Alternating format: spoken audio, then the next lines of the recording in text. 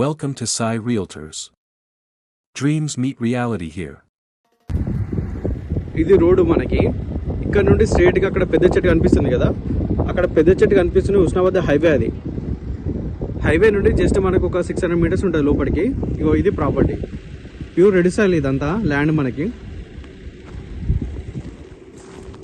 Road facing వచ్చేసి అక్కడ చెట్టు కనిపిస్తుంది కదా, అక్కడ చెట్టు నుండి ఇక్కడ కారు అవతల ఇంకో చెట్టు కనిపిస్తుంది కదా, ఇక్కడ చిన్న చెట్టు ఉంది కదా, అక్కడ దాకా ఫేసింగ్.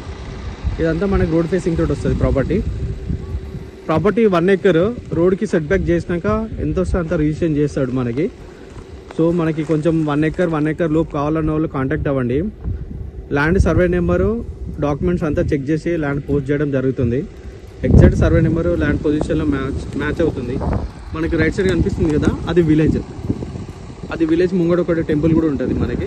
సో విలేజ్ కానుకొని ఉంటుంది ప్రాపర్టీ. సో విలేజ్ నుండి జస్ట్ మనకి 100 మీటర్స్ ఉంటుంది. ఇది ల్యాండ్.